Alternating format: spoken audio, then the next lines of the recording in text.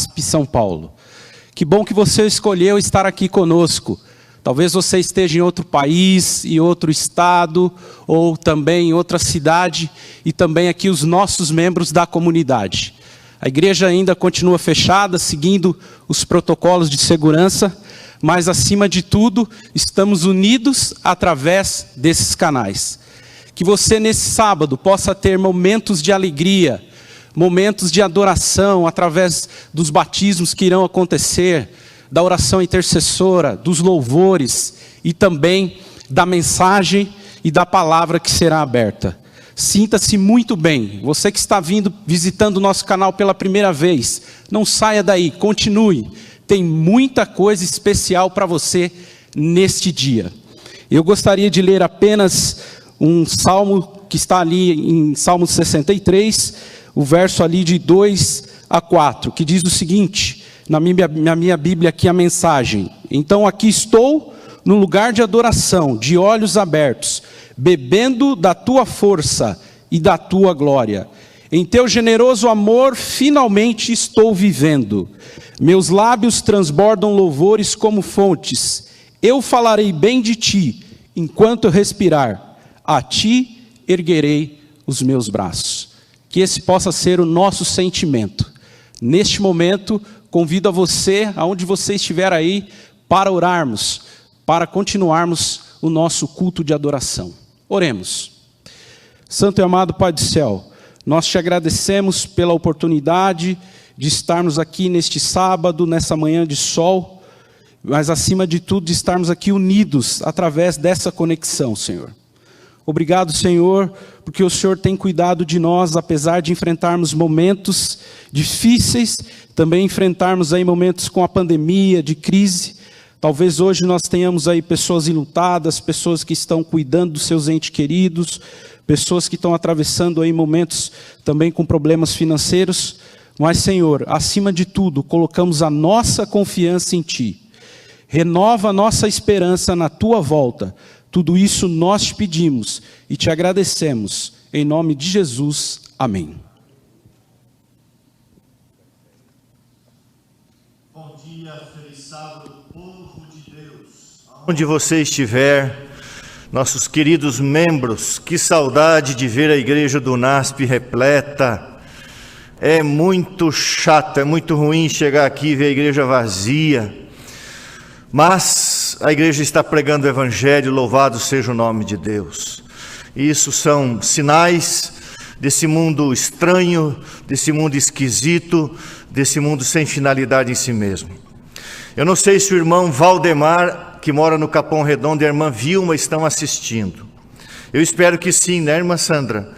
Depois de 40 anos, o Valdemar Júnior foi tocado pelo Espírito Santo numa pequena cidade no interior de Minas Gerais. Santa Rita do quê? Jacutinga. Santa Rita do Jacutinga. Tem 5.000 habitantes, ele é o único adventista do sétimo dia lá, e eu estou desafiando ele a plantar uma igreja lá, abrir uma igreja, ele já está evangelizando. Irmão Valdemar, eu espero que o senhor esteja assistindo o rebatismo do seu filho. Irmã Vilma, o irmão Valdemar com 85 anos, a irmã Vilma com 83, o filho volta para casa, o filho volta para o lar. Ele vai levar essa beca para nunca mais esquecer que ele pertence a Jesus. E eu tenho a alegria de rebatizá-lo para a honra e glória de Deus e para que ele seja sal e luz lá em Santa Rita do Jacutinga.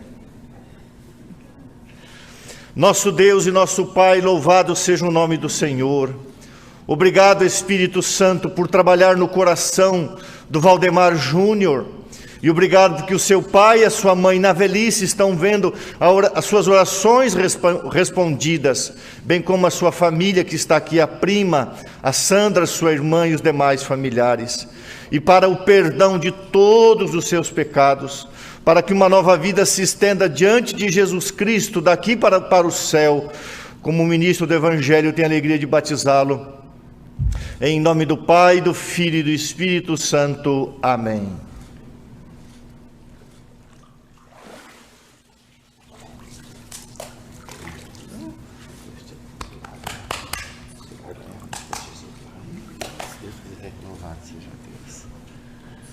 Eu quero chamar aqui o esposo da irmã Ana Maria, ou os demais familiares, por favor. Eu soube que ele é pastor de uma igreja evangélica.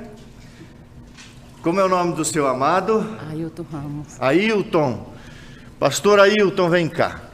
A irmã Ana Maria, irmãos, por trás de cada batismo existe uma história, existe um milagre. Essa filha de Deus, ela foi batizada no Nordeste, que cidade? Buquim, Sergipe. Como? Buquim, Sergipe. Buquim, é isso? No Sergipe, há 25 anos no passado.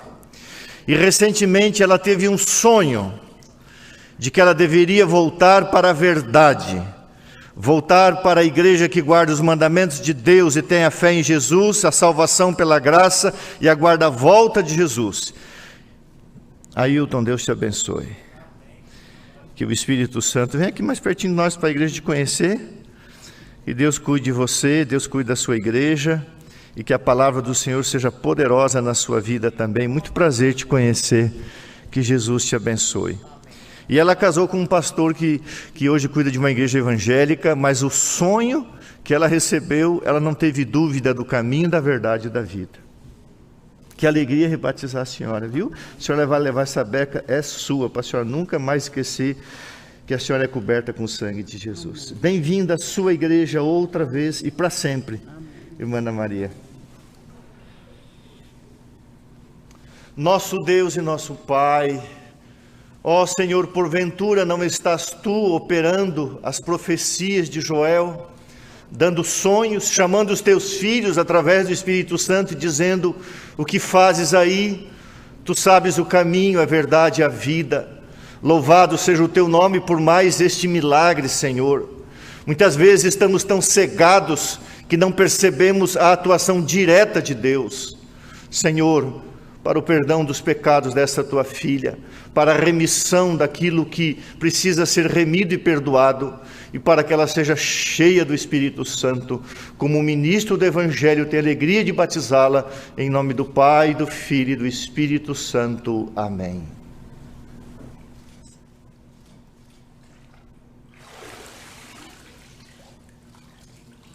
Deus abençoe. Cumprimento seu esposo. Seu esposo quer tirar uma foto?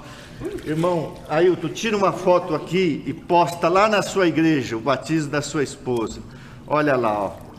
Vai sair lá nos canais da igreja do pastor. Louvado seja Deus. Prazer, irmão Ailton, viu? Seja muito bem-vindo, querido. Louvado seja Deus. Irmãos, faz parte da adoração, faz parte do culto, esses momentos de entrega. Sabe, às vezes os irmãos ficam assim: por que o pastor fica insistindo tanto em distribuir literatura? Distribuir livro. Olha aqui, a Maria Vitória, mas ela gosta de chamar de Vitória, porque ela é uma vitoriosa em Cristo Jesus. Ela recebeu um livro sobre profecias, que foi traduzido do pastor Mark Finley, e ela procurou o teologano Vinícius, né, Vinícius? Fez estudo bíblico e a Vitória está tomando a maior decisão vitoriosa da sua vida, o santo batismo. Uma linda jovem começando a sua carreira nesse mundo, mas que cremos em Deus não vai demorar muito e a sua carreira vai ser eterna. Bem-vinda à Igreja Adventista do Sétimo Dia e Deus abençoe você. Querido Deus, querido Pai, recebo aqui, Senhor, em minhas mãos a Vitória. Obrigado porque o Espírito Santo, usando a palavra do Senhor através de um livro, levou a Bíblia e ela conheceu Jesus e o plano da redenção, para o perdão dos seus pecados, para que o seu nome seja cravado no livro da vida. Eu tenho a alegria de batizá-la em nome do Pai, do Filho e do Espírito Santo. Amém.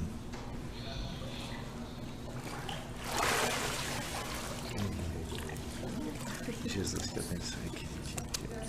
Muito bem. Eu quero encerrar esse momento fazendo aqui o que hoje se chama de spoiler, né? Antecipando um fato. Daqui a alguns dias nessa igreja, vocês verão, irão se rebatizar 2 ex-pastores adventistas do sétimo dia, Histórias lindas de como Deus transformou a vida desses homens. Aguarde, Deus está operando milagres em cima de milagres. Praticamente todas as semanas as pessoas têm pedido batismo, têm se decidido ao lado de Jesus. Louvado seja o nome de Deus.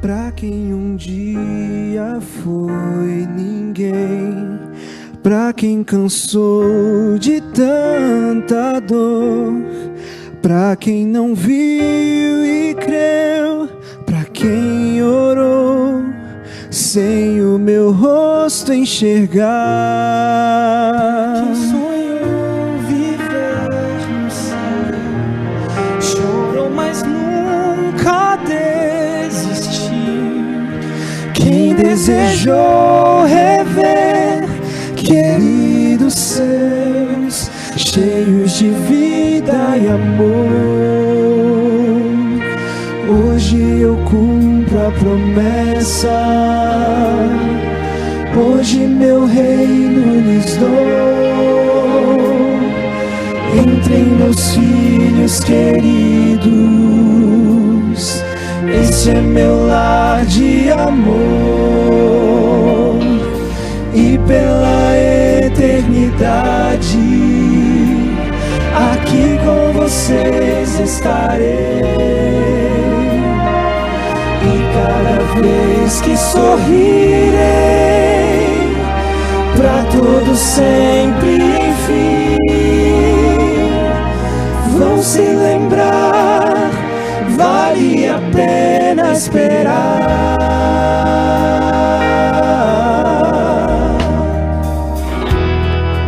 Pra quem louvou em meio à dor, quem no caminho estreito andou, pra quem tomou a cruz e me seguiu, pra quem me fez o seu rei, pra quem ouviu o meu chamar, pra quem abriu seu coração, pra quem não disse não, viveu por mim, não desistiu de esperar.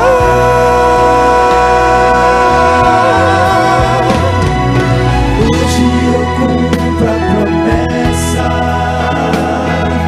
hoje meu reino lhes dou.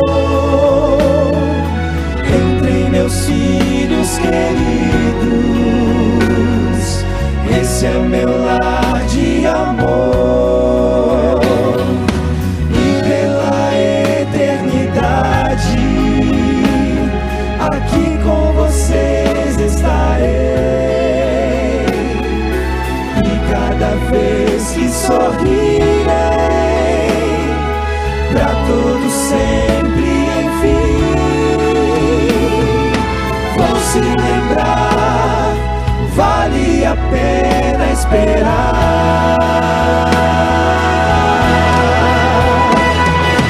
Venham cantar o canto que só Moisés cantou, de quem sofreu a morte, mas ressurgiu. Hoje eu cumpro a promessa,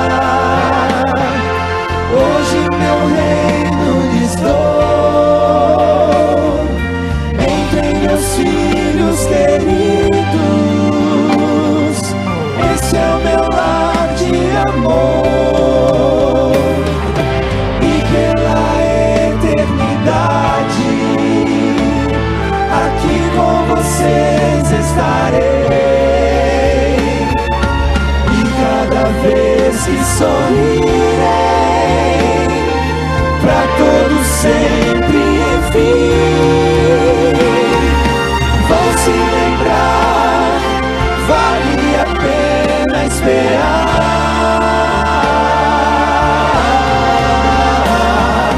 Vão se lembrar, vale a pena esperar.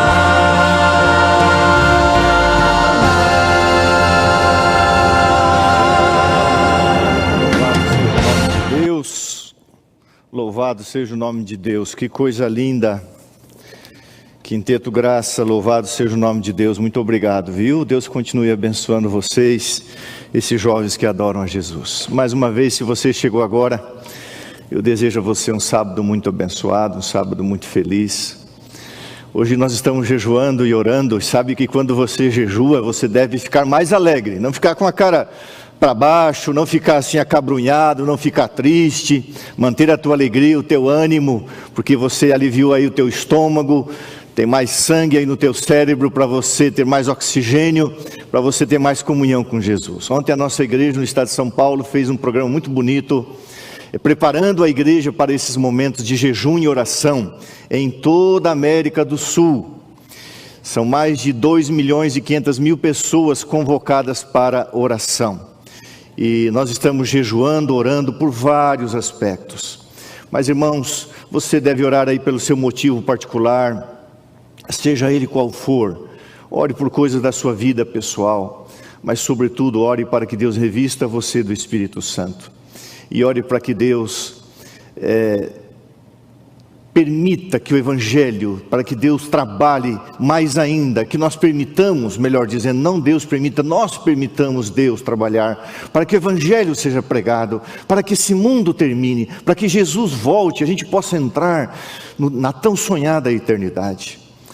Eu quero fazer mais uma oração, eu quero me unir aos meus colegas de oração, os meus colegas pastores que estamos todas as igrejas, todos os pastores, todos os líderes, incentivando esse dia de jejum, de oração, de buscar a Deus, de parar. Hoje é comemorado o dia do trabalho, então o teu trabalho hoje é orar, o teu trabalho hoje é jejuar, o teu trabalho hoje é comer menos e orar mais, pegar a Bíblia, meditar na palavra do Senhor. Aonde que eu vou olhar, Paulinho? Aqui? Muito bem. Eu quero fazer isso diferente hoje. Eu quero convidar os irmãos que estão aqui na igreja, você, onde você está? Se você está sobre a sua cama, deitado aí confortavelmente, se ajoelhe ao lado da cama, ou em cima da cama. Se você está no sofá, se ajoelhe. Na mesa do escritório, se ajoelhe. Se você está dentro do carro, dirigindo, aí você toma o seu cuidado. Você de repente está no hospital, não pode se ajoelhar, mas se você pode se ajoelhar. Eu gosto de uma frase que diz: nunca um homem está ou é tão grande como quando ele está ajoelhado. Essa é a maior posição diante de Deus. Da minha casa para cá eu ouvi 4 vezes a música do Expressão Vocal: se o meu povo se humilhar, orar, se converter, abandonar os seus pecados, eu vou abençoar. Que Deus abençoe a sua vida, a sua família, que Deus abençoe a nossa igreja. Vamos nos unir nesse dia de jejum, nesse dia de oração. Onde você está? Se você pode, vamos todos nos ajoelhar. Nosso Deus e nosso Pai, filhos errantes, ainda carregando uma natureza pecaminosa, ainda em direção a um alvo, a um propósito maior, não alcançamos, Pai, mas estamos no caminho, estamos na jornada, muitas vezes caindo e levantando, mas avançando, a partir da plataforma de que um dia aceitamos a Jesus Cristo. Hoje, Senhor, a igreja na América do Sul dedica esse dia para jejuar, para aliviar o seu organismo, para dedicar a sua mente a Jesus Cristo. Ó Deus, que cada pessoa que está ajoelhada nesse momento, conectada aos canais da igreja do NASP São Paulo, receba o toque do Espírito Santo de Deus. Seja qual for o seu pedido, a sua gratidão, o seu louvor, aceita, Senhor.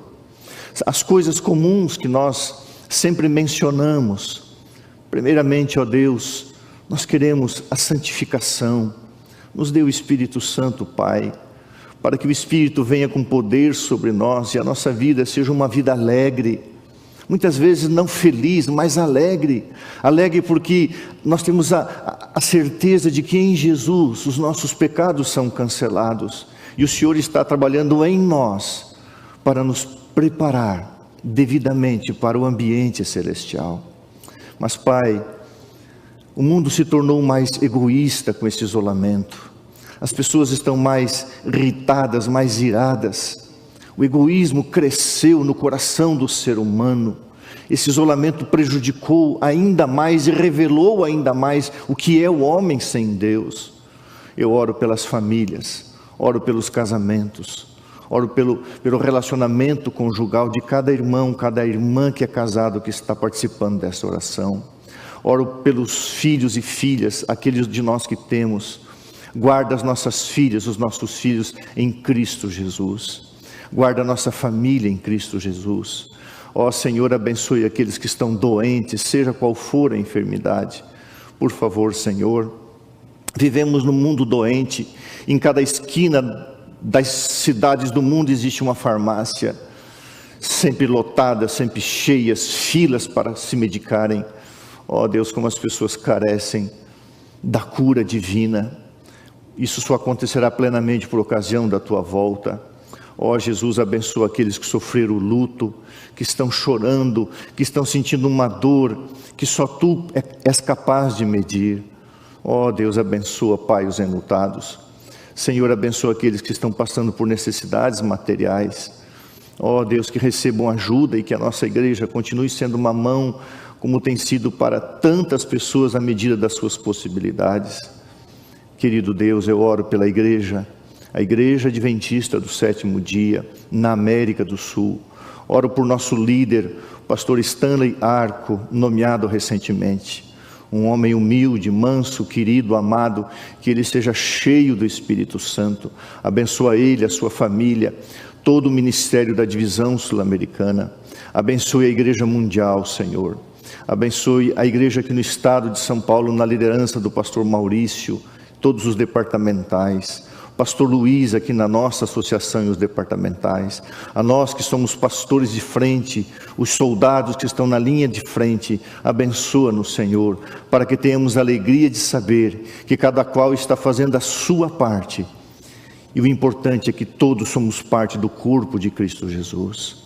Ao abrir a Tua palavra, que o Espírito Santo pregue, que o Senhor fale, por favor, Deus, oferecemos a nossa pobre existência a Ti, e pedimos o revestimento do Espírito Santo em nome de Jesus. Amém.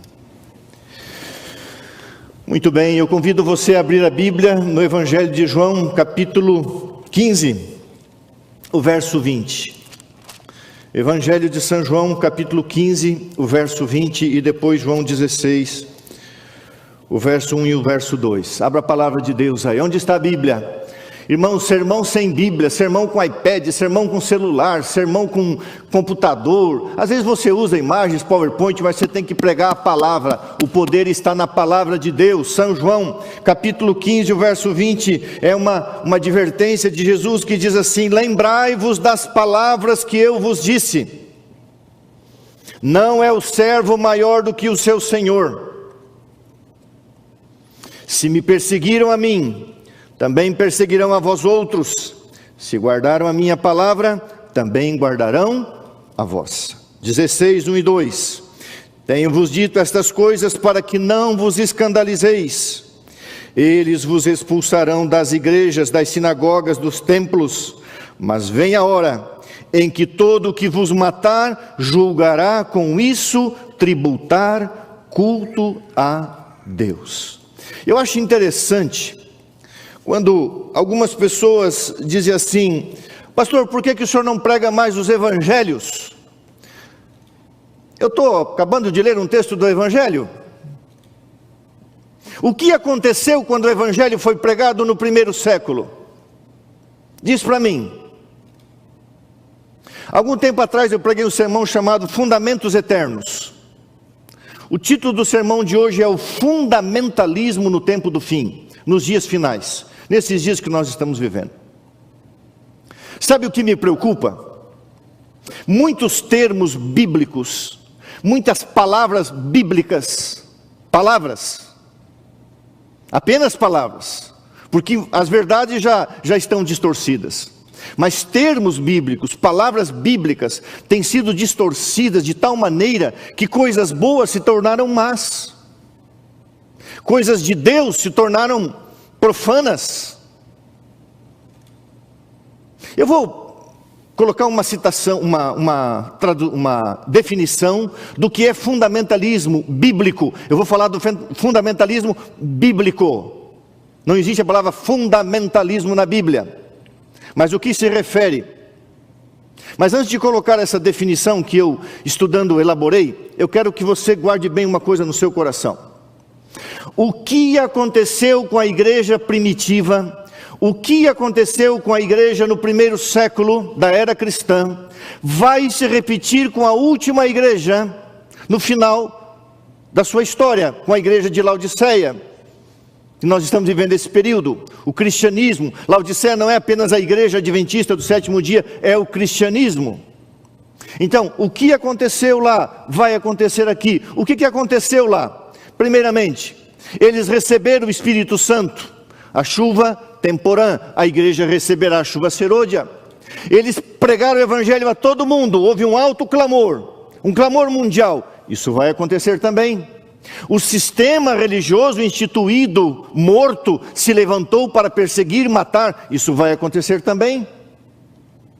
E Jesus disse: vão perseguir vocês, como perseguiram a mim, vão perseguir vocês. Houve então uma sacudidura. Exemplo, Ananias e Safira abandonaram a fé. Muitos vieram, muitos sacerdotes obedeceram à fé, vieram da Babilônia espiritual daquela época. Então, por que é importante esse tema que nós vamos estudar hoje? A sacudidura, mas também houve um posicionamento firme ao lado da verdade absoluta, concreta e salvífica. Irmãos, quando você fala de verdade, você está falando de absolutismo. Verdade é verdade, nada mais que a verdade. Não existe meia verdade, não existe verdade que não seja absoluta, ou é ou não é. E muitos enfrentaram a verdade absoluta de uma forma convicta. E eu temo, irmãos, que esteja faltando convicção do que realmente seja a verdade, do que é o Evangelho. E Jesus, quando anuncia ali nos capítulos finais de São João, anunciando a vinda do Consolador, o cuidado, ele diz: mas presta atenção, vocês serão perseguidos. Houve um posicionamento ao lado da verdade, e Deus foi, para os cristãos, o único ser a ser respeitado. Cumpriu-se então um provérbio: quem teme a Deus não teme homem algum. E chegará um tempo, irmãos, que a igreja de Deus estará tão cheia do Espírito Santo, quem teme a Deus não teme nada mais, não teme a morte, não teme o fogo, não teme prisão, não teme perseguição. O que é fundamentalismo bíblico? Bíblico, presta bem atenção. Coloca para mim lá. Coloca para mim lá. Eu quero que você guarde essa. Eu botei no meu Instagram lá. O fundamentalismo bíblico é a volta aos princípios fundamentais da fundação do cristianismo. Olha a repetição de 3 palavras. O fundamentalismo bíblico é a volta aos princípios fundamentais da fundação do cristianismo. Uma verdade instituída por Jesus que nunca mudou, fundamentos eternos, pode tirar. Isso é fundamentalismo bíblico, é a volta ou a vivência aos princípios estabelecidos por quem? Por Jesus Cristo, por Deus.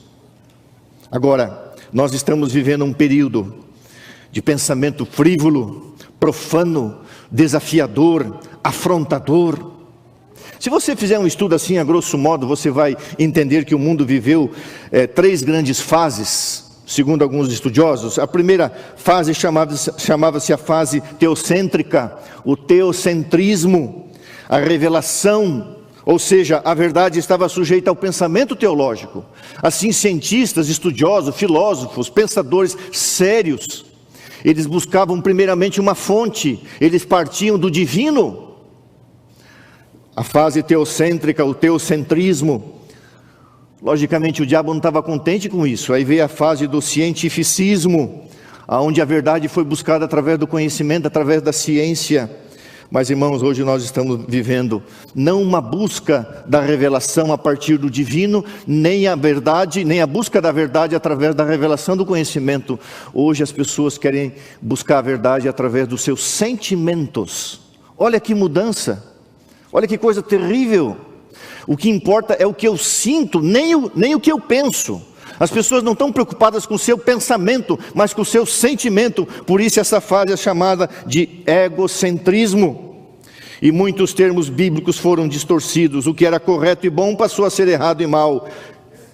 E sobretudo, irmãos, o que era correto e bíblico passou a ser perigoso. E em muitos lugares se tornou crime, e logo se tornará crime você crer nos fundamentos eternos.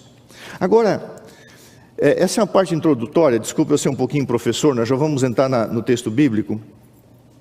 O que é o verdadeiro fundamentalismo e onde surgiu isso? Esse termo fundamentalismo, que significa, olha bem o significado. O fundamentalismo significa a adesão estrita a um conjunto específico de doutrinas teológicas, chamada fundamentos. E essas doutrinas, tipicamente contrárias à teologia modernista, ok? Isso foi criado pelos protestantes norte-americanos na década do século XIX, especificamente no seminário de Princeton, onde eles viram ali o nascimento da alta crítica teológica, de um modernismo antibíblico, a vinda do darwinismo e a vinda de várias teorias, filosofias, coisas erradas. Então eles estabeleceram na Assembleia Geral da Igreja, dessa igreja que se reuniu, a igreja protestante, 5 fundamentos.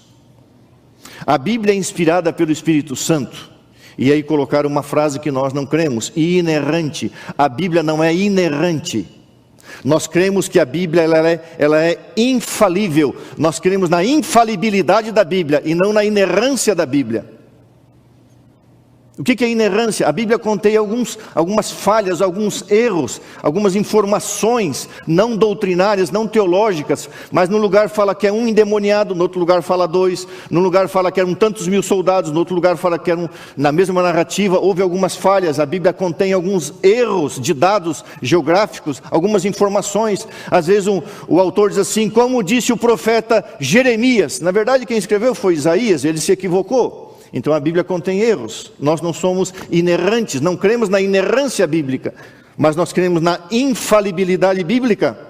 E então o primeiro fundamento: a Bíblia é inspirada por Deus, através do Espírito Santo, e vou usar agora a nossa expressão, e a Bíblia, ela é infalível. E eles colocaram o segundo ponto fundamental: o nascimento virginal de Cristo. O terceiro, a morte de Cristo para a redenção do pecado, a ressurreição de Cristo e a realidade histórica dos milagres de Jesus. Então foi criado esses fundamentos, dizendo, isso é bíblico, isso é doutrina, isso é verdade. Irmãos, uma outra definição que você pode colocar: o que é fundamental? Onde é que eu olho? Porque aqui não tem luz. É aqui que é para olhar? Ok, então acende a luzinha para o pastor ver, faz favor. O que é fundamentalismo bíblico? Doutrina ou prática religiosa que interpreta e aceita a Bíblia de modo literal. Então eu vou resumir assim de uma forma muito curta. O que é fundamentalismo bíblico? É aceitar as verdades da Bíblia como são, os fundamentos eternos. Agora, pegaram esse termo, secularizaram. E se você procurar, você vai encontrar o seguinte: o que é fundamentalismo secular? Veja a diferença. Para o mundo secular, aquilo que se opõe à democracia, o que o cristianismo não faz. Autocracia, aquilo que o cristianismo não é. Ditatorialismo, aquilo que o sermos ditatoriais, aquilo que o cristianismo não é. Absolutistas, se é verdade, somos. Despóticos, despotismo, o que o cristianismo não é. Opressivos, o que o cristianismo não é. Tiranos, o que o cristianismo não é. Abusivos, o que o cristianismo não é. Então veja a confusão na vida da pessoa. Se a pessoa chega para você e pergunta assim: pastor Gilson, você é um fundamentalismo? Eu tenho que perguntar: bíblico ou secular? Secular não, bíblico sim. Irmãos, agora nós vamos entrar numa história que você vai ver, que esses homens de Deus, João e Pedro, que representam toda a igreja primitiva, eles eram fundamentalistas bíblicos. Eles criam naquilo que pregavam, custasse o que custasse. A palavra de Deus fala de princípios, doutrinas, verdade absoluta, aquilo que é perdurável e aquilo que é eterno. Então, o fundamentalismo bíblico foi cunhado como um termo secular pejorativo. E agora mistura-se, achando que os cristãos, aqueles que seguem estritamente a palavra do Senhor, assim diz o Senhor, eles são fundamentalistas, eles são opressivos, são tiranos, são radicais, são loucos, eles matam. Interessante. Abra a palavra de Deus numa história, Atos capítulo 5, verso 12. Abra a palavra de Deus aí, deixe aberta agora, Atos capítulo 5, verso 12. Lembra que eu falei? O que aconteceu na igreja primitiva do primeiro século vai acontecer na última fase da igreja nos dias finais. E uma das coisas das quais os cristãos serão condenados, julgados, maltratados injustamente, é que seremos colocados numa mistura entre aquilo que é certo e errado, dizendo: vocês são fundamentalistas. E se for verdade, se for coisa absoluta, se for aquilo que realmente vem da palavra de Deus, sim, eu creio nos fundamentos da palavra de Deus, e eles jamais perecerão, porque a palavra de Deus permanece para sempre. Atos 5, verso 12, vamos a uma história. Eu gostaria que essa história se cumprisse hoje, sabe? Eu gostaria de ser um dos personagens dessa história. Olha se eles são fundamentalistas. Muitos sinais e prodígios eram feitos entre o povo pela mão dos apóstolos. Isso vai se repetir. Muitos milagres ocorrerão. E costumavam todos reunir-se de comum acordo no pórtico de Salomão, um pavilhão ali na entrada de um prédio. Mas dos restantes ninguém ousava juntar-se a ele, porém o povo lhes tributava grande admiração. Crescia mais e mais a multidão de crentes, tanto homens como mulheres agregados ao Senhor, a ponto de levarem os enfermos pelas ruas e os colocarem sob leitos e macas, para que ao passar Pedro, ao menos a sombra se projetasse em algum deles. Uau, que é um homem cheio do Espírito Santo. Afluía também muita gente das cidades vizinhas a Jerusalém, levando doentes atormentados de espíritos imundos, e todos eram curados. Uau, Jesus disse: vocês farão obras maiores do que eu. Não maiores em poder, mas em extensão, porque teriam mais tempo de ministério.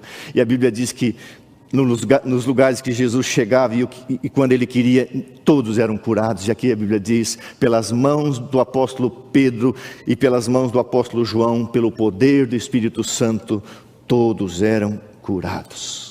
Muito bem, o que pregavam os apóstolos cheios do Espírito Santo? Muitas verdades, mas duas delas incomodavam os fariseus e os saduceus. Eles pregavam a ressurreição de Jesus Cristo e a existência literal dos anjos. Só que a seita, a facção, o partido político, os fariseus eram um partido político, eles não acreditavam na ressurreição e nem nos anjos. Então, quando vem esses camaradas fazendo milagres, sinais e dizendo que Jesus havia ressuscitado e que existiam anjos, isso colocava em xeque a filosofia dessa seita. E eles eram poderosos, eles tinham poderes políticos dentro da nação, era um partido político. Então eles estavam fadados à extinção. E outra pregação que Pedro e João falavam para os líderes, os sacerdotes: vocês mataram o Messias, Jesus era o Messias. Em outras palavras, vocês estão errados e todo o sistema está errado. Esse sistema de sacrifício e ofertas acabou. Jesus cumpriu isso na cruz do Calvário. Então agora se levanta uma igreja cheia do Espírito Santo contra um sistema morto, mas porém um sistema com autoridade civil, com autoridade política. E agora a igreja se levanta contra. Não é que se levanta para fazer oposição, mas Jesus disse que o Evangelho traria espada. E eles se levantam para pregar. Irmãos queridos, não tem como você pregar a palavra de Deus, a verdade, sem que o diabo não levante oposição. Já repeti aqui, como disse Lutero, é impossível pregar a verdade sem dano, sem crítica. Eu não gosto que fique mandando para mim WhatsApp, eu não fico olhando Instagram de ninguém, Facebook de ninguém, eu não quero saber, eu quero exaltar Jesus Cristo e a sua palavra. Muito bem, verso 17. Levantando-se, porém, o sumo sacerdote, esse aqui é o famoso Anás, terrível. Levantando-se o sumo sacerdote, Atos 4:6 fala que é ele, e todos os que estavam com ele, isto é, a seita dos saduceus, tomaram-se de inveja, prenderam os apóstolos e os recolheram à prisão. Irmãos queridos, os apóstolos pregavam a palavra viva daquilo que viram e ouviram. O Messias era Jesus e o Messias tinha ressuscitado. Os saduceus, esse partido político, não acreditava na ressurreição nem nos anjos. E os fariseus, um outro partido, esse religioso, mas era partido. Eram políticos vestidos de religiosos. Eram religiosos políticos. Eu vou falar um pouco disso. Os saduceus eram um partido político, mas usava a religião por interesse pessoal. Os fariseus eram um partido religioso, mas na verdade eram políticos também. E o partido dos fariseus negava a messianidade do homem de Nazaré. E quando esses homens se levantaram, houve inveja, ódio e ameaça. Por quê? Porque revelaria a hipocrisia e a mentira desses líderes políticos religiosos. Ellen White diz no livro Atos dos Apóstolos: os saduceus e príncipes viram que Jesus era mais enaltecido que ele. Agora veja a palavra ali. O verso 17, a última parte, diz assim: tomaram-se de inveja. A inveja foi o primeiro sentimento que nasceu misteriosamente no coração de Lúcifer. E toda pessoa invejosa, ela tem o mesmo sentimento de Satanás. Agora você vê duas facções, uma facção religiosa de um sistema morto, mentiroso, por isso que Jesus tentou purificar o templo, a casa do Pai, que era um lugar de comércio. Uma outra facção política, partido. Seita significa na Bíblia partido, facção. Os saduceus e fariseus que não se davam, não concordavam, se uniram. Por quê? Porque tinham inveja. Por que tinham inveja? Porque Jesus era mais enaltecido que eles. Essa história vai se repetir. Quando Cristo for exaltado, quando a lei de Deus for exaltada, quando a verdade for exaltada, a inveja se levantará. Por quê? Porque o sistema religioso estabelecido, o sistema político estabelecido no mundo vai dizer: esses fundamentalistas aí prenderam os apóstolos, diz o verso 18, e os recolheram à prisão pública. Agora veja só, irmãos, o verso 19 e o verso 20. Mas de noite um anjo do Senhor abriu as portas do cárcere, conduziu-os para fora e disse: ide, e apresentando-vos no templo, dizei ao povo todas as palavras desta vida. Verso 21, tendo ouvido isto, logo ao romper do dia, entraram no templo e ensinavam. Ah, saduceu, você não crê nos anjos? Então Deus falou assim: você está me afrontando? Aí Deus mandou um anjo. O anjo foi lá e disse para Pedro e João: saiam da prisão e vão lá para o templo, no amanhecer do dia, porque quando começavam os serviços sacrificais, é quando o dia despontava, começava o ritual dos sacrifícios, e na hora que começava o ritual dos sacrifícios, bem de manhãzinha, Jesus falou: nesse horário vão lá e preguem as palavras da vida, porque esse cerimonialismo é morto. As palavras da vida, bem no horário do início das ofertas pacíficas. Ah, irmãos queridos, Deus do céu, o poderoso, olha o que diz Ellen White, eu vou repetir aqui, Atos dos Apóstolos: o Deus do céu, o poderoso governador do universo, tomou em suas mãos a questão do aprisionamento dos apóstolos, pois homens estavam a guerrear contra a sua pessoa e contra a sua obra. Diz para mim, quem se levantou contra a verdade de Deus e prevaleceu? Aparentemente por um tempo, sim, mas que sistema sobreviveu, se não dentro do que Deus colocou como profecia? O reino da Babilônia, o reino da Grécia, o reino da Pérsia antes, a Babilônia imperial, hoje temos a Babilônia, não, irmãos, nenhum sistema. A obra de Deus está nas mãos de Deus, a igreja pertence a Ele, Ele criou a sua igreja. Vão lá e preguem. Se a ressurreição era verdade, a seita dos fariseus se extinguiria. Se Jesus era o Messias prometido, a seita dos fariseus havia enganado o povo. As cerimônias judaicas perderiam seu significado e as ofertas sacrificais não teriam nenhum valor. O sistema estava ameaçado e o sistema estava errado. E agora, entre aspas, os fundamentalistas que criam no fundamento eterno da ressurreição em Cristo Jesus, que criam na verdade que Jesus era o Messias, foram na hora do ritual das ofertas sacrificais pregar o Evangelho. O Deus do céu, o poderoso governador do universo, tomou em suas mãos a questão do aprisionamento dos apóstolos, pois homens estavam a guerrear contra a sua obra.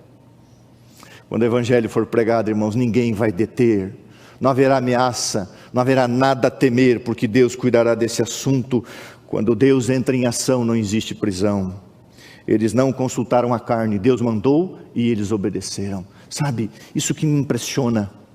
Quando Pedro e João, cheios do Espírito Santo, eles não foram consultar a liderança, não foram consultar a ABC do sistema. Deus mandou e eles obedeceram, é ordem de Deus. Se Deus falou, está falado, pronto, é Deus quem está falando, assim diz Deus, vão lá e preguem.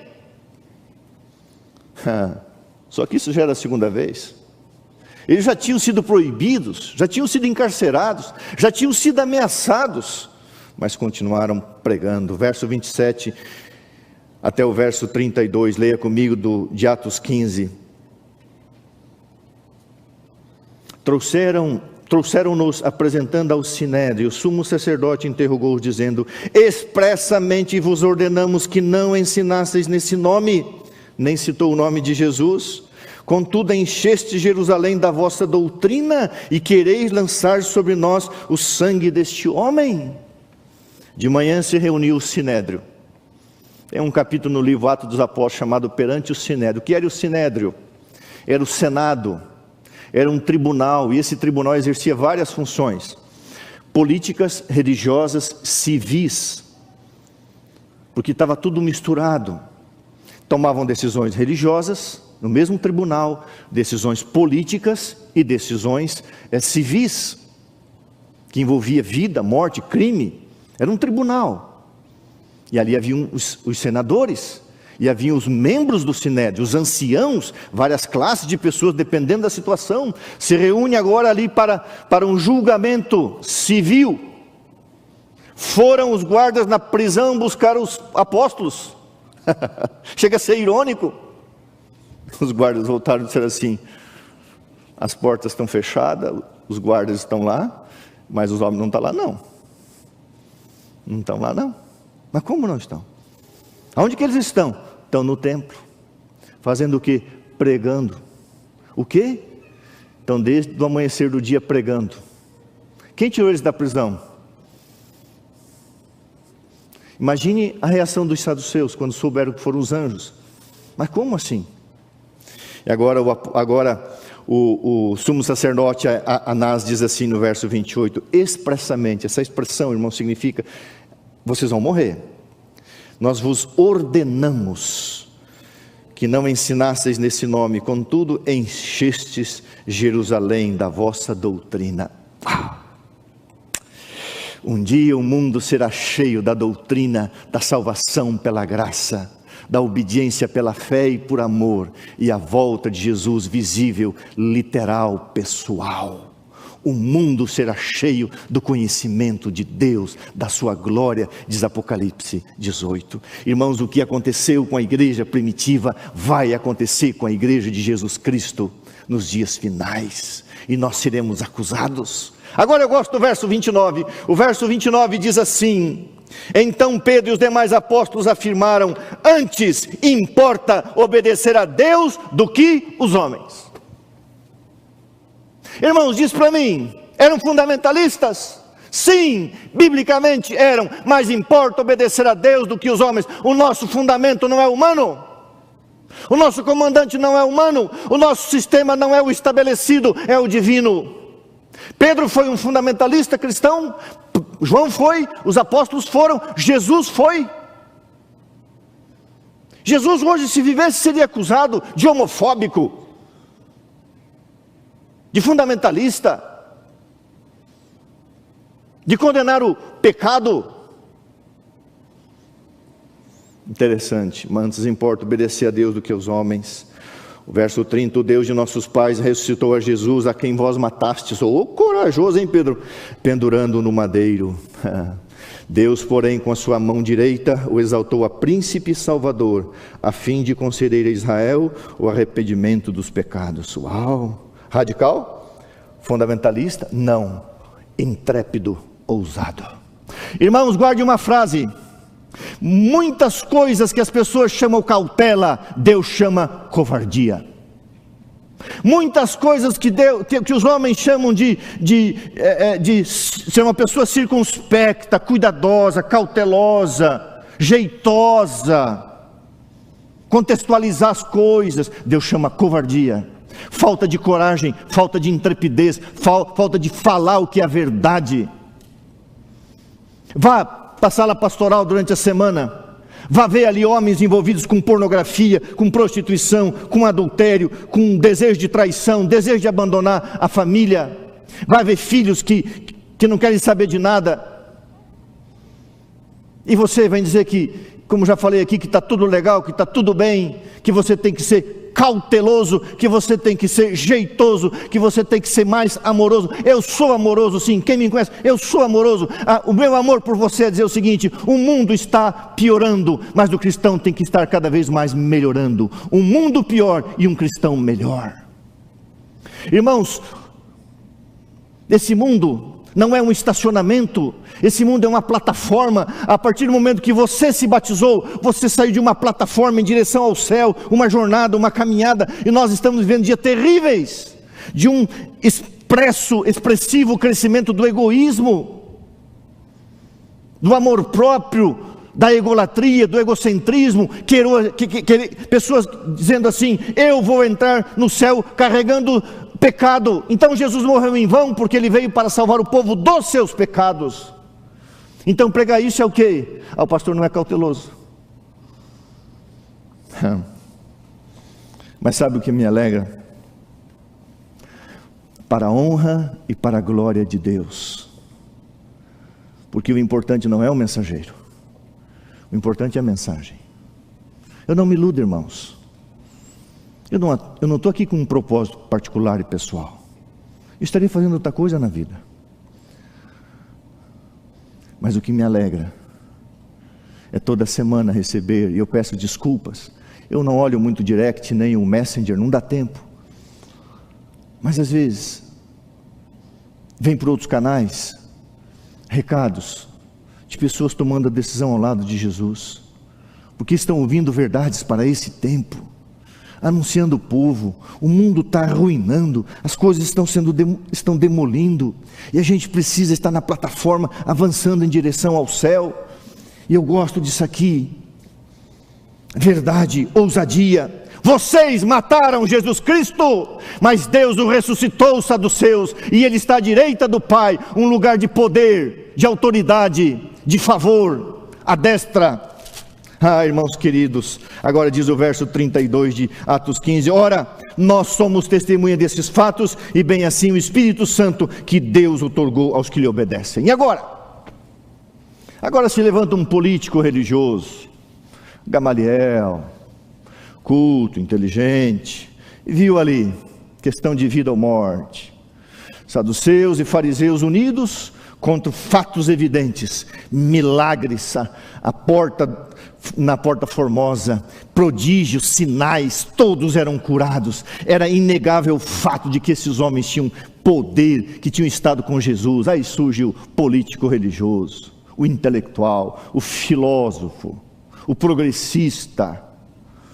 Gente, vamos botar pano quente. Olha, no passado teve um tal de Teodoros, apelidado de Teudas. Ele levou um povo aí, fez uma revolução contra Roma, deu em nada. Lá na Galileia, se juntou lá junto com um outro galileu, que agora até o nome dele eu esqueci aqui. Judas o Galileu, nos dias do recenseamento. Judas também se levantou, o Galileu, também todo mundo morreu, dispersou. É o seguinte, deixa quieto, vamos procrastinar, vamos ficar em cima do muro, vamos usar de cautela, vamos usar de bom senso. Veja bem, se isso é de Deus, não adianta, vai perdurar. Mas se não é de Deus, vai acabar por si mesmo. O princípio estava certo, só que esse homem estava errado. Gamaliel teve uma oportunidade ali tomar uma decisão, como mais tarde Nicodemos tomou ao lado de Jesus e aceitar a verdade, mas ele foi um político religioso. A pior coisa que pode existir na vida de um religioso, de um pastor, é ser um político religioso. Você sabe que a palavra líder não existe na Bíblia. Líder, liderança. Os termos usados é pastor, é presbítero, é ancião. Não estou dizendo que eu sou contra liderança, não é isso. Nem sou contra a hierarquia da igreja, nada disso. Eu estou dizendo o seguinte: você não pode ser um Gamaliel. As coisas de Deus são como Deus é, são eternas. Então você não pode ficar em cima do muro, neutralidade. Então o que o Gamaliel fez? Não, olha, o Teudas lá não deu certo, o Teodósio, o Judas lá na Galiléia não deu certo, deixa aí, deixa de mão. Se é de Deus vai prosperar. Por que ele não disse o seguinte: essa obra é de Deus e vai prosperar? E prosperou. Irmãos queridos, verso 40, chamando os apóstolos, açoitaram-nos e ordenando-lhes que não falassem em nome de Jesus, os soltaram. 39 chibatada. Você não tem ideia do que é uma chibatada, né? Você já apanhou de soiteira? Você sabe o que é soiteira? Soiteira lá na roça é o chicote comprido, e o rabo de tatu é um chicote curto, mais duro, menor, mais grosso. Eu apanhei dos dois. Às vezes merecia, às vezes não. Agora você imagina os apóstolos ali, com as costas descobertas, 39 chibatadas. Irmão, não pensa que foi assim como as minhas filhas descobriram que a mãe tinha um chinelo que não doía. Aí quando a mãe, porque lá em casa a gente obedecia a Bíblia, tá? A varinha da salvação, não é salvação pela vara, mas tinha a varinha. Então nós educávamos nossas filhas, quando precisava chegar o chinelinho, chegava. E elas descobriram um chinelo fofo, né, Jéssica, né, Júlia? E a Jéssica disse para a Júlia: Júlia, quando a gente fizer coisa errada e a mãe for dar uma chinelada na gente, a mãe chamava, explicava, orava e depois corrigia. Porque não adianta só ficar na fala, às vezes você tem que chegar um pouquinho, como o pai dizia, o chiqueirar. Eu vou chegar o chiqueirar em vocês. É outra expressão da roça que é a soiteira vai pegar. E elas descobriram um chinelo da mãe que era fofo. Acho que a mãe nem sabia. E a mãe dava e elas não choravam. Até que a mãe descobriu, elas contaram que a mãe batia no chinelo que não doía.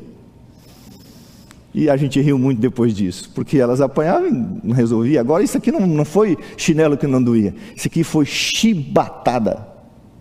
Provavelmente um chicote com uma ponta, uma bolinha de ferro, 39 vezes, conta para mim aí, 39 vezes, mais de um segundo cada uma, e você vai entender o que é. Você não tem noção o que é. E a Bíblia diz assim: chamando os apóstolos, açoitaram-nos, ordenando-lhes que não falassem em nome de Jesus, e os soltaram. E eles se retiraram do tribunal, regozijando-se, alegrando-se por terem sofrido, por terem sido considerados dignos de sofrer afrontas por esse nome. E todos os dias, diz a Bíblia, no templo ensinavam, e de casa em casa não cessavam de pregar Jesus o Cristo.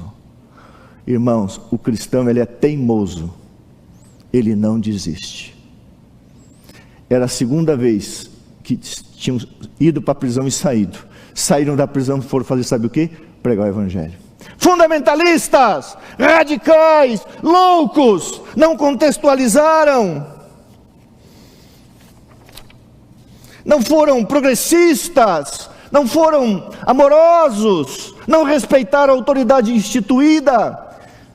40 anos, 30 anos depois, essa instituição virou, sabe o quê? Pó. O sangue corria nas escadarias. Lê lá, predito o destino do mundo. É isso que vai acontecer. A igreja vai ser cheia do Espírito Santo, vai pregar, vai ser perseguida, os anjos vão livrar.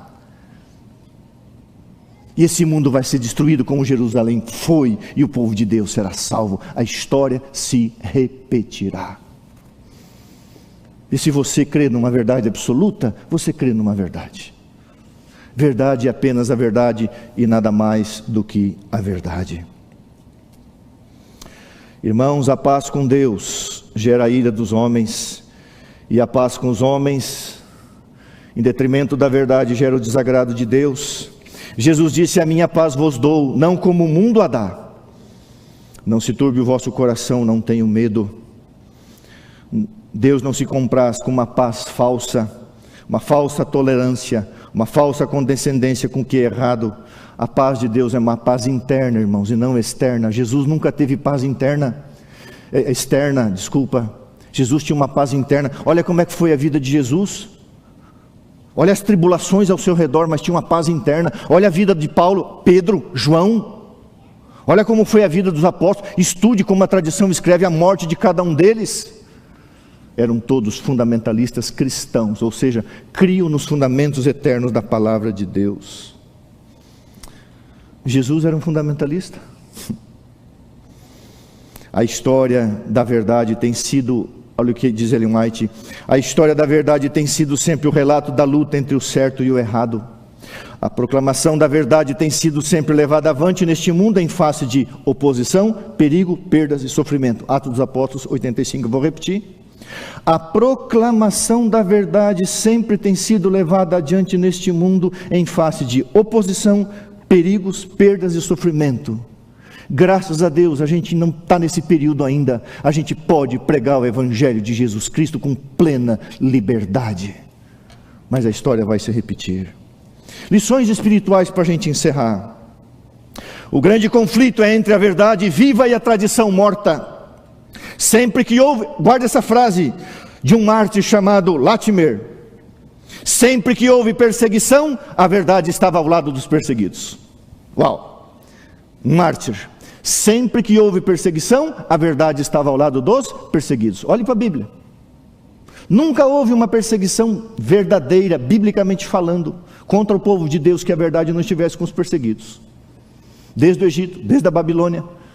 E vai acontecer. Quando a perseguição se levantar outra vez, a verdade sempre estará do lado dos perseguidos. Irmãos, a inveja é ocultada sob o manto da defesa da fé. Por trás da fé, da religião, do bem-estar comum, se esconde muita inveja, muito desejo de poder e autoridade. Você seguirá uma autoridade estabelecida ou um poder espiritual instituído por Deus? Mais importa obedecer a Deus do que aos homens? Eu gosto dessa frase, eu não sei quem escreveu: obedeça a Deus e confie que Ele cuidará das consequências. Obedeça a Deus e confie que Ele cuidará das consequências, seja para a vida, seja para a morte, porque não é morte eterna, podem matar o corpo. Os três hebreus, Ananias, Misael e Azarias, fundamentalistas cristãos. Não vamos dar um jeitinho, ficar meio de joelho, ajoelha com uma perna só. Não. Fica sabendo, ô Nabucodonosor, o seguinte. Fica sabendo o seguinte: nós adoramos Deus e a gente não vai se ajoelhar. Daniel, vai para a cova dos leões. Fica sabendo uma coisa: se Deus quiser, se não. Eram fundamentalistas? Eram radicais? Não, eram obedientes. Obedeça a Deus e confie que Ele cuidará das consequências, mesmo que seja a morte, para esta vida. Irmãos, outra lição: Deus quer embaixadores, mensageiros, emissários, arautos, e não diplomatas espirituais, pastores e líderes leais à palavra de Deus, e não políticos espirituais. Deus quer embaixadores, arautos, emissários, testemunhas, e não diplomatas. Eu não estou aqui para fazer diplomacia espiritual. Ter um bom relacionamento é uma coisa, mas falar a verdade é outra. Deus não quer diplomatas espirituais, Deus quer embaixadores, que significa arauto, mensageiro, investido de uma autoridade. A vida cristã não é um estacionamento, irmãos, é uma plataforma de lançamento. Você nasce do Espírito para crescer na graça e na santificação. Agora, eu achei linda essa frase aqui. Os eventos da vida de Jesus Cristo desde seu nascimento, sua vida exemplar, sua morte expiatória, sua ressurreição, sua ascensão, nunca aconteceram antes e jamais se repetirão. Deus entrou na história, interrompeu a história, visitou a terra e tudo foi diferente. Ninguém viveu a vida que Jesus viveu, ninguém nasceu como Ele nasceu, ninguém morreu como Ele morreu, ninguém ressuscitou como Ele ressuscitou. Por si mesmo, eu sou a ressurreição e a vida. O Pai o chamou, mas a vida estava dentro dele, a divindade estava ali, a divindade não morreu, e a divindade ressuscita a humanidade em Cristo. Isso é único, isso é exclusivo. Então não venha com meias verdades ou dizendo que as coisas não são bem assim. Vou repetir. Os eventos da vida de Jesus Cristo desde seu nascimento, sua vida exemplar, sua morte expiatória, sua ressurreição, sua ascensão, nunca aconteceram antes e jamais se repetirão. Deus entrou na história, interrompeu a história e visitou a terra, e voltará em glória e majestade. Outro ensinamento, eu estou encerrando. A verdade constitui um homem corajoso. A verdade constitui um homem corajoso, e a culpa transforma um homem num covarde, escrito por Daniel Defoe, um escritor. Amei essa frase. A verdade transforma, constitui, forma. A verdade constitui um homem corajoso, e a culpa transforma o homem num covarde. O que alguns chamam de cautela, Deus chama de covardia, já falei. Em termos de verdades absolutas, a oposição humana representa a aprovação divina. Os verdadeiros cristãos nunca desistem. Irmãos, Jesus não entregou a tarefa de pregar a uma agência de publicidade, nem a um esquema mercadológico de massa. Jesus comissionou sua igreja.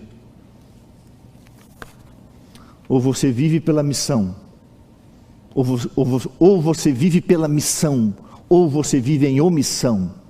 Se você é um cristão genuíno, você cumpre a tua missão do teu jeito, o teu talento, é através de você.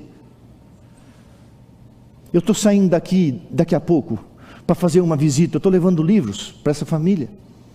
Eu não vou lá fazer uma visita social, eu vou com um propósito espiritual, eu tenho que pregar, eu tenho que dizer o que está acontecendo para essa família, e o que aconteceu no caso dele, oportunidade que Deus está dando depois desse milagre que aconteceu na vida dele, e a decisão que ele precisa tomar. Vou fazer um apelo. Ou você vive pela missão, comissão, pela missão ou pela omissão. E finalmente, os cristãos são chamados para realizar uma obra que é a mais difícil de todas as tarefas, como Jesus e os apóstolos: lutar sem ódio, resistir sem amargura e no final triunfar sem espírito vingativo. Frase de William Temple. Os cristãos são chamados para realizar a mais difícil de todas as tarefas: lutar sem ódio, resistir sem amargura, triunfar sem espírito vingativo. Radicalismo, fundamentalismo. Eu já contei essa história aqui, mas eu vou mostrar algumas imagens para você do que aconteceu comigo e um outro soldado no ano de 1985. Como eu sou um cara criado no sistema bruto, na fazenda, na roça, meu sonho era ser militar, e eu tive o ano longe de Jesus, fora da minha jornada cristã. O ano mais feliz da minha vida foi o ano que eu passei na infantaria do Exército Brasileiro. Eu me identificava muito com aquilo. Coloca para mim o PowerPoint. Eu quero contar para você a história de um jovem radical, um fundamentalista. Esse literalmente é o 63º Batalhão de Infantaria, na rua acho que é Fulvio Adulce, em Florianópolis. Eu estava indo, aonde está aquele ônibus azul ali, se é que você consegue ver. Eu estava indo, não, aquele ali já é dentro da caserna, não é fora. Eu estava indo na padaria, eu morava ali perto, e eu passei em frente ao exército, e eu grudei na grade, é isso mesmo, pedi para entrar. A história é longa, eu entrei no exército, e eu queria ser militar, e eu estava num treinamento tático no Morro do Maciambu. Olha, a minha esposa colocou ali, ó, isso é uma delícia, esse camarada magrelo ali, com um fuzil que ainda não podia colocar a baioneta na ponta, a gente estava aprendendo a atirar, é o fuzil automático leve, pesa só 4,8 kg. E ali está o Fidelis, ali está outros colegas, ali está o Amaral, e ali, de boné ao lado do Fidelis, agachado, está um soldado chamado Vilmar Ari Anacleto. E esse magrão bonitão aí, com 69 quilos, era eu, campeão em corrida no exército em salto e altura. Era uma delícia. Olha aí, por isso que a Miriam se apaixonou. Soldado 049. Eu era muito rápido, eu era muito ágil. Eu voava, eu corria 15 km toda semana e 8 km todo dia. E eu amava carregar esse negócio aqui, ó, fuzil automático leve. E eu aprendi a manusear, tirar, colocar, limpar e atirar. E se eu acertasse uma pessoa a 700 metros, a pessoa morreria. Nunca fiz isso, irmão, por favor. Era só treinamento. Atirava primeiro com um projétil que era, esqueci o nome, depois com bala de verdade. Primeiro era só um ensaio. E ali estava outro soldado, 507, Vilmar Ari Anacleto, fiel adventista do sétimo dia. Vilmar, eu espero que você esteja vendo isso aí, Vilmar. Aí, eu entro no exército voluntariamente, 1985, eu estou falando, período militar, que terminou em 83, com as diretas já, 2 anos depois, havia uma influência muito forte, mas eu queria, então, eu fui voluntariamente, porque eu não precisava servir, eu era da roça e era dispensado dos agricultores, e o Vilmar era obrigado a ir porque morava na capital, era um manezinho, e eu estou lá, tirando o cantil, o cinto, tirando o meu uniforme de gala, toda a minha mochila, cabeça raspada, peguei o meu beliche e estou ali, tirando as coisas para servir o exército. Passa um ser vivente, oh, que esperança vibra em nosso ser. E eu fora da igreja, afastado, falei, tem um ser vivente aqui, que é adventista. A história é longa, logo ele descobriu que eu era adventista do sétimo dia. Era nada, eu era um apostatado, não tinha convicção, não tinha fundamento, não tinha conhecido Jesus. E o Vilmar era fiel a Deus, muito fiel. E então, nós fomos para um treinamento de infantaria num morro. E o Vilmar chegou para mim e disse assim, Gilson, como é que nós vamos fazer com o sábado? Eu falei, sábado? Que sábado? Nosso treinamento era companhia de apoio, quarta, quinta, sexta e sábado até meio-dia. As outras companhias foram de domingo até quarta. Como é que você vai fazer com o sábado? Eu falei, mas que sábado? Você não é adventista? Ele falou, sou, mas e o que tem a ver com o sábado? E ele já vinha pegando no meu pé, já vinha me importunando algumas semanas, e eu fumava escondido, bebia escondido, falava palavrão escondido para não escandalizar o santo ali. Eu estava na fila de travessia de abismos, salto duplo, uma travessia sobre abismos, falsa baiana, salto numa corda, você ia lá em cima, se jogava dentro de um buraco d'água, um negócio enorme, era muito gostoso, eu tinha me criado nisso. Eu estou na fila ali para fazer a travessia desse abismo, em cima de cordas e um monte de coisa arada lá. Esse rapaz chegando no mão e falou assim, Gilson, pôr do sol. Eu falei, bonito. Ele falou, sábado. Daí eu chamei ele, com as minhas palavras, na época eu usava, hoje não posso falar, mas uma das coisas que eu posso falar, a gente chamava as pessoas de bicho, hoje chama de cara, né? A minha geração de 80 sabe o que é isso. Eu falei assim, bicho, significa cara, tá? Bicho, olha para aquelas montanhas lá. A 150 quilômetros eu nasci no meio do mato. Eu tenho um pai que tem 8 filhos. Ele tem uma fazenda, mas não cabe todo mundo lá. Eu quero ser alguém na vida. Faz semanas que você está no meu pé. Você não percebeu que eu não tenho lição, que eu não tenho meditação, que eu não leio a Bíblia, que eu não faço oração? Você nunca percebeu nada em mim? Mas você se diz adventista. Que adventista, rapaz? Deixa de ser radical, deixa de ser fundamentalista. Não usei essa expressão. Você é louco? Eu estou no exército brasileiro, eu estou na infantaria, é linha de frente. Não é engenharia, não é cavalaria, não é motorizada, é infantaria, é fronte, amigo. Isso aqui não é brincadeira, rapaz. Eu quero ser hoje eu seria um major jubilado, reformado. Aí ele falou assim: você não acredita mais no sábado? Não acredita mais na lei de Deus? E ele pregou o evangelho para mim. E o Espírito Santo me tocou como nunca, primeira vez. E nós fugimos escondidos dali, fomos para uma barraca. A história é longa. Os nossos fuzis foram recolhidos. Já estávamos usando a baioneta, que é a faca que vai na ponta. Recolheram nossos fuzis e nós fomos para o julgamento. Aí você entende o que é um jovem que tem a verdade e outro que diz que tem. Soldado 049, um tribunal ali, os capitães das companhias, sargento, numa máquina de escrever, cabo, soldado, testemunhas, era um tribunal, porque um ato de insubordinação. Aí, naquele tempo, um ato de insubordinação. Perguntaram para mim: soldado 049, você vai ou não vai prestar serviço militar nas horas do sábado? Eu falei: não. Soldado 507, ele falou: mais importa obedecer a Deus do que os homens. Ele falou: não mandei você responder verso bíblico.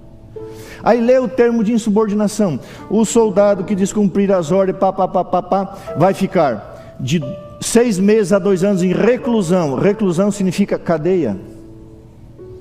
Eu vou para cadeia? Eu vou para cadeia?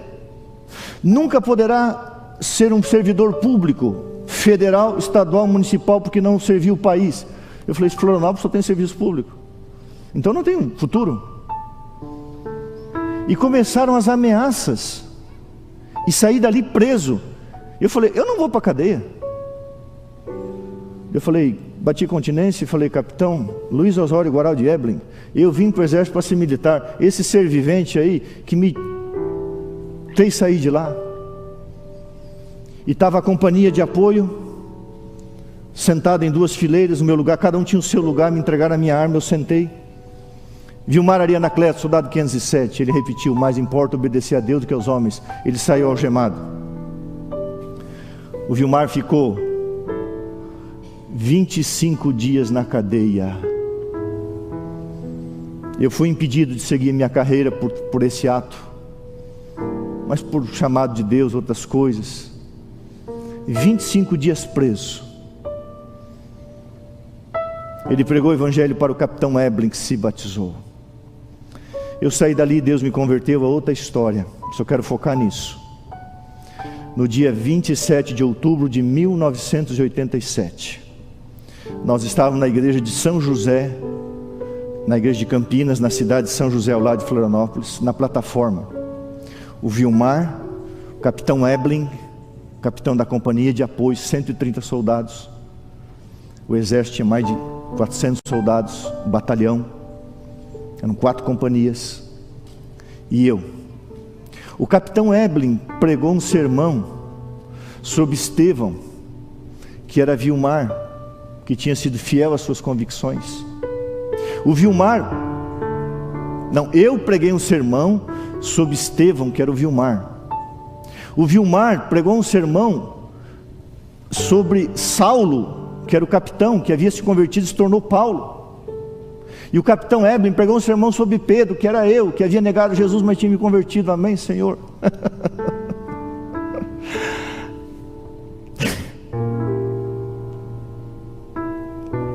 Naquele dia eu nasci de novo. Tomei uma decisão que eu seria um pastor, um soldado de Jesus. Nunca, never, nunca nunca eu me arrependi. Ali tinha um soldado radical, firme, Bíblia, Espírito de Profecia, meditação, lição, sábado. E aí correu no batalhão. No batalhão corria a seguinte história: 2 soldados, um covarde, frouxo, falso, sem convicção, um bagre. As pessoas falavam isso de mim, mas que eu também era um cara inteligente, cauteloso, eu era um cara sábio, saí bem. Mas eles falavam de um louco, de um radical, de um tolo, de um insensato. Olha, ir para a prisão por causa do sábado. Vilmar foi para a prisão. Hoje eu sou pastor, e o Vilmar, meu colega, é pastor em Presidente Vargas, Manaus, está com a sua esposa Simone Hopper. Ele escreveu um livro chamado Entre Dois Exércitos, onde ele conta a história a partir da sua perspectiva. Querido irmão, eu quero chamar o trio aqui, por favor. Querido, aonde que eu olho, Paulinho aqui? Querido irmão, querido amigo, na batalha entre o bem e o mal, você não tem neutralidade. Você não pode ser um Gamaliel. Ou você é Pedro, ou você é João, ou você é Paulo, ou você é um Pilatos, um Anás, um Caifás, ou você é um saduceu, um fariseu. Não tem jeito. Não estou dizendo que você é perfeito, não estou dizendo que você não tem suas falhas, os seus erros. Como eu falei, a vida é uma plataforma, a gente está indo com as nossas lutas, mas a gente está numa batalha, e nós estamos indo para... Nós estamos numa guerra, indo para a última batalha entre o bem e o mal. E hoje você tem que saber de que lado está, porque quando a provação chegar, apenas vai revelar quem você é. Eu me dizia adventista do 7º dia. Eu não era. Ele era, eu não. Ele era um fundamentalista, eu era um diplomata. Eu queria ser militar, eu agradava os oficiais, eu era amigo do tenente Genoval, eu era motorista do coronel, eu tinha carteira, eu atirava com pistola, eu era um cara jeitoso. Mas ele levou pessoas a Jesus, e continua levando. Que Deus abençoe a sua vida e a sua fé. Não tem neutralidade em guerra, sabia? Ou você está de um lado ou de outro lado. Na guerra você decide, e no campo espiritual só tem 2 lados: Deus e a sua verdade absoluta e eterna, sem vírgulas. O lado do inimigo, cheio de jeitinhos, cheio de arranjos, cheio de neutralidades. Seja um embaixador de Cristo, e não um político religioso, ou um religioso político. Que Deus abençoe a sua fé. O que aconteceu na igreja primitiva logo se repetirá, e muitos farão em nome de Deus, dizendo que estão cultuando, adorando e obedecendo a Deus, porque a velha guerra santa vai acontecer outra vez. Mas nós vamos perseverar, porque os cristãos não desistem, e um dia estaremos como Pedro, com Paulo e com João, ao lado de Jesus. Que Deus abençoe você.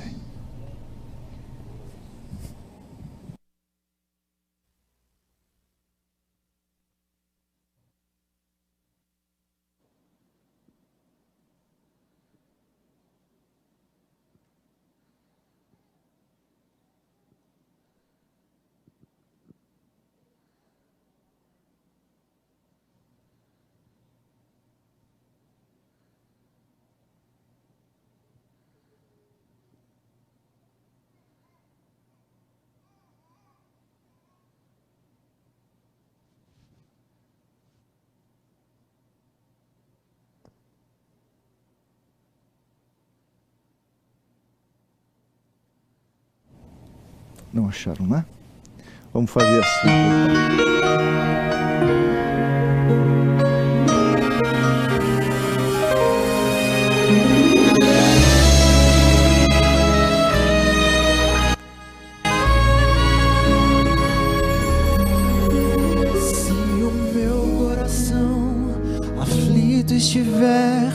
fazendo com que eu perca a fé.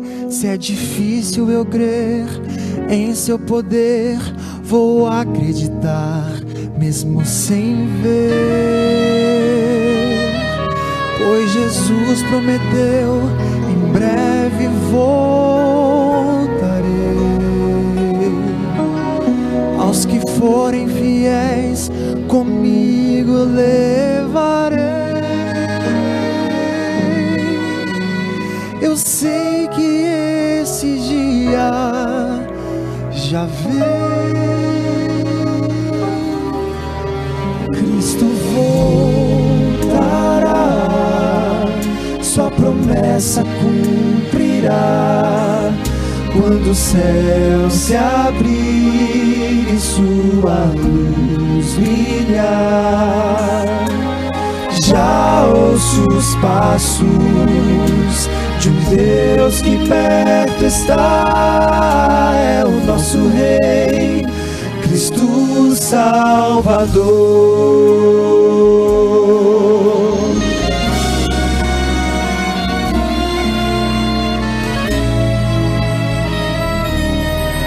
Se riquezas puder acumular, na vida não vão poder comprar nem um dia sequer a mais no meu viver, pois tudo irá se acabar. O maior tesouro que podemos ter é a certeza de encontrar Jerusalém, um lar que preparado já está. Cristo voltará, sua promessa cumprirá.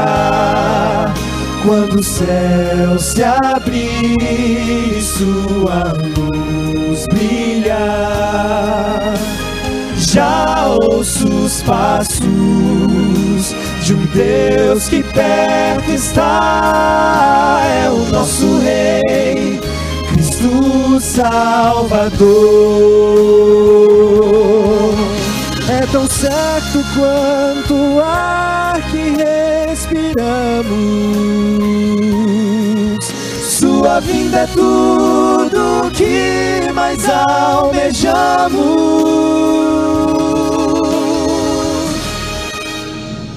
Cristo voltará, sua promessa cumprirá. Quando o céu se abrir e sua luz brilhar, já ouço os passos de um Deus que perto está. E para sempre, enfim, iremos para o lar. E para sempre, enfim, iremos para o lar. A trombeta soará com o nosso Rei. Vamos para o lar.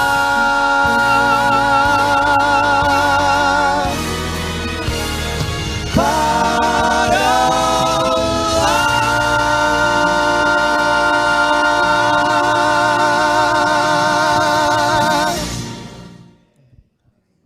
Louvado seja Deus.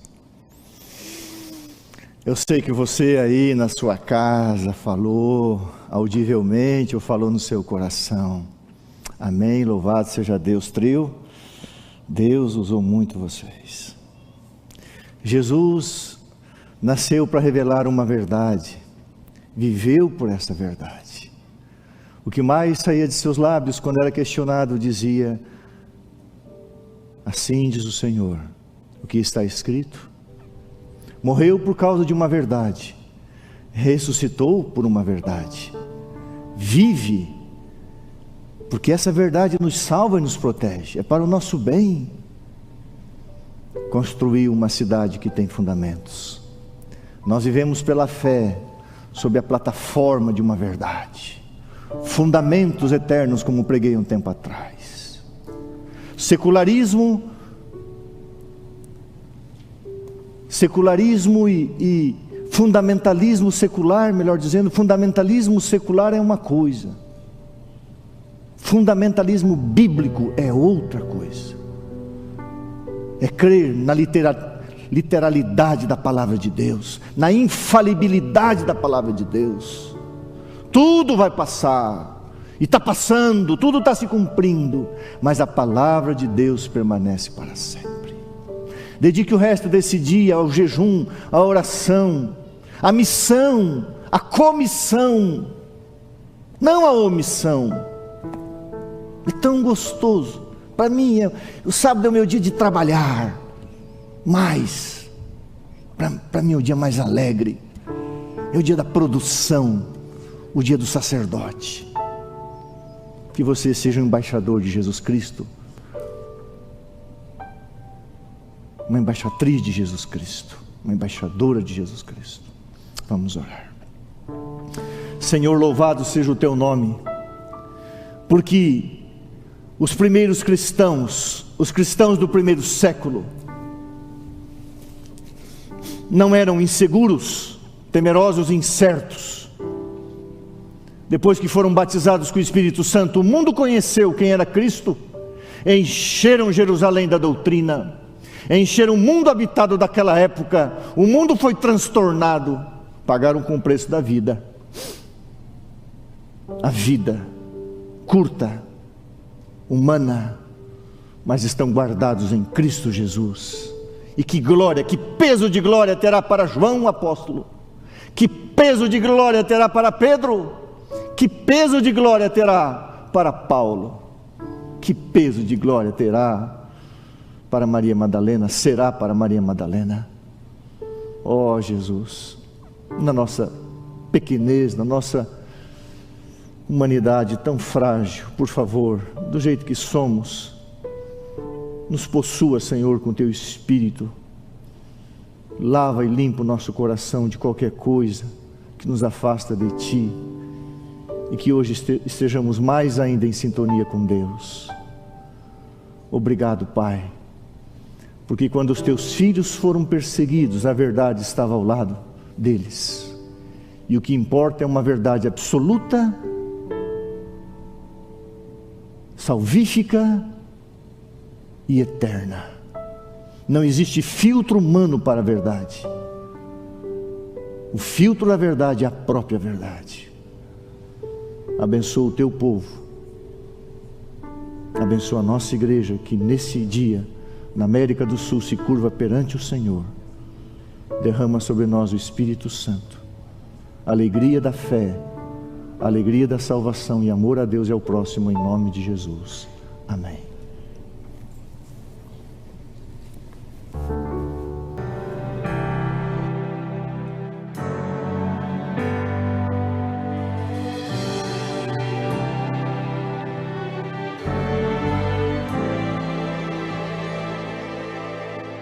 Quero apresentar-lhe Jesus. Ele quer ser seu Salvador e Senhor. Será seu Rei e amigo. Tudo que você espera e mais. Ele é voz que ressuscita os mortos. Ele é o pão que nutre e sustenta. Ele é a calma na cova dos leões. É o pastor que busca a ovelha. Ele é a mão que se estende pra salvar quando as ondas crescendo estão. Ele é o quarto homem sempre ao seu lado, ao andar pelo fogo.